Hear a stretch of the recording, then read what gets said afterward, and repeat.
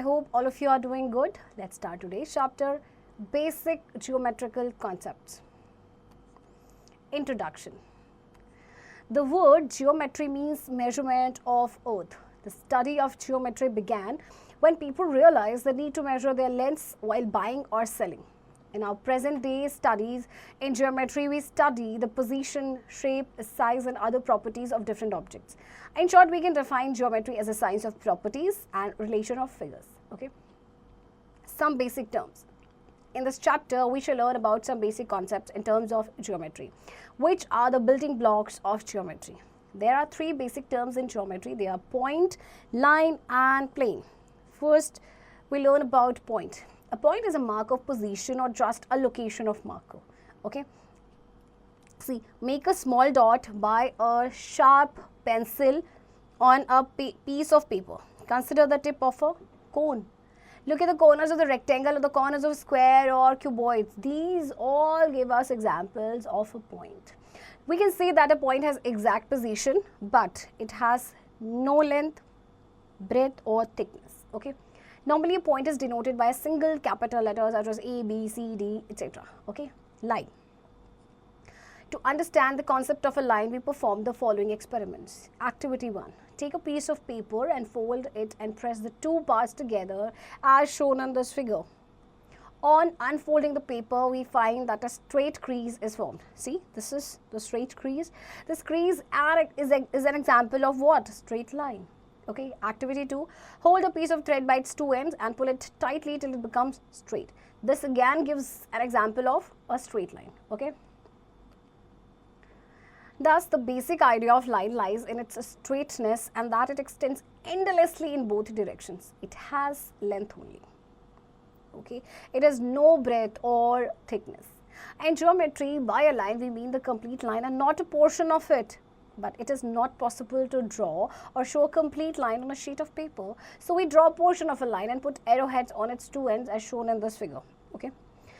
The arrowheads indicate that the line extends endlessly in both the directions. Thus, a line has no endpoints.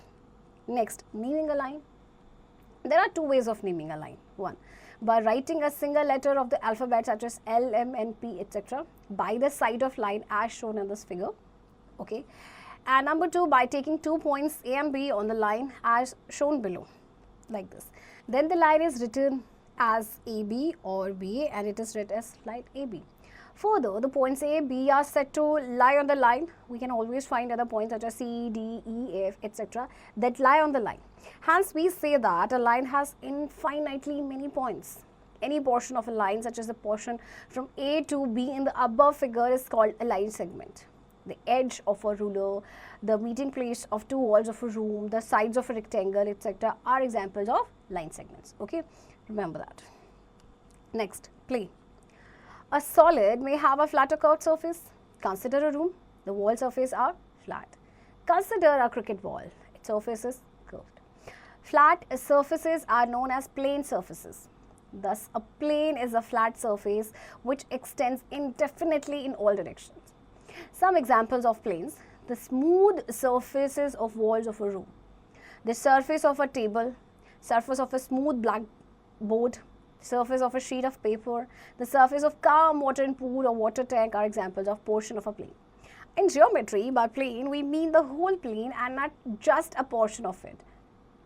Since a plane extends indefinitely in all the directions, we cannot draw a plane on paper. In practice, only a portion of a plane is drawn and usually it is represented by a rectangle or a parallelogram. A plane is named in two ways. How? Number 1, by writing a single letter of the alphabet such as P, Q, A, B, etc. Okay, like this. And number 2, by taking the three different points A, B, C in the plane but not on the same line as shown in the figure. Okay. Next, incidence properties in a plane. The relations between points and lines are called incident properties. We shall study some of them in this chapter. Property 1. Through a given point in plane, infinite number of lines can be drawn. Okay. Let us illustrate this by the following experiments. Activity 1. On a sheet of paper, mark a point P. Okay. This one. And then fold the sheet in such a way that a crease passes through P. Now unfold the sheet and fold it again in some other manner so that there is another crease passing through P.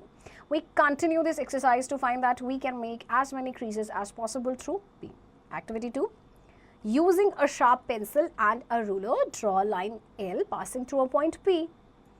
Draw another line passing through P. We continue this number of times. What do we observe? Infinitely many lines can be drawn through this point, through P, right? Now, property number 2. One and only one line passed through two different points in a plane. Let us consider one experiment. Activity.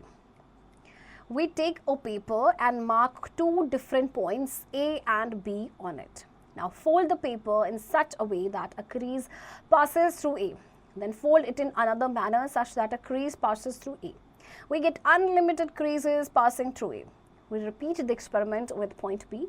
We see that unlimited number of creases pass through P. Next, we fold the paper in such a way that a crease passes through both A and B. We conclude that only one crease is possible.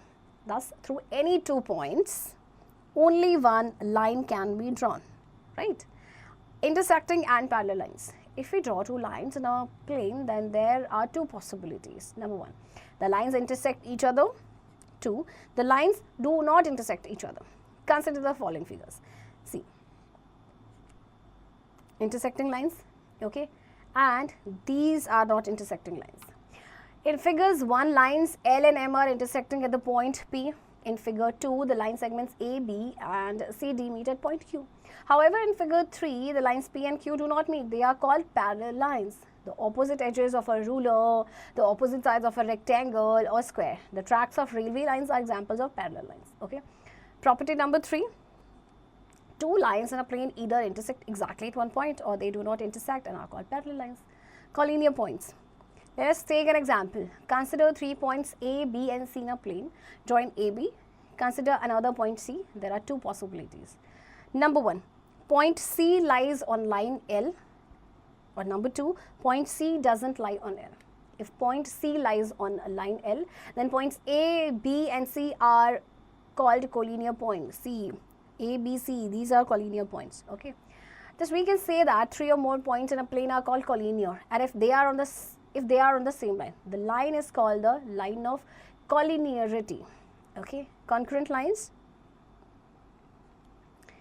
Let us consider the point of intersection of two lines L and M. Okay, and we name it P, this one. Let some other lines say N, M, P, L pass through P. Then we say that the lines are concurrent. Okay, definition. 3 or more lines in a plane are concurrent if all of them pass through the same point, right? Next, intersecting and parallel planes. If we consider a room and its walls, we note that two adjacent walls of a room intersect along a line. Number 2, roof and floor of a room do not intersect at ceiling or floor. Thus, planes that do not intersect are known as parallel planes, and planes that intersect are called intersecting planes. Exercise 14.1.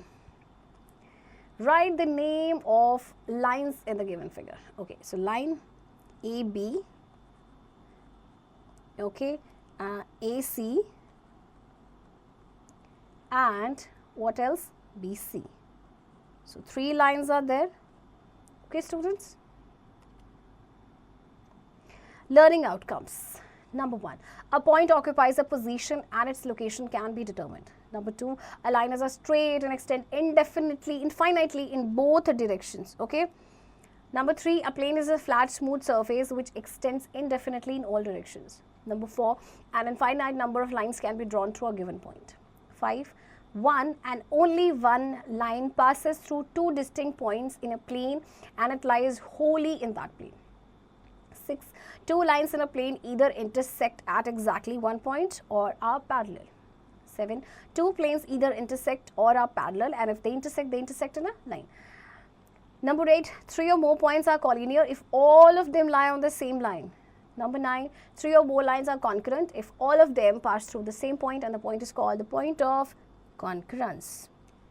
Okay, students, here comes the end of this chapter. Now, do practice of this chapter.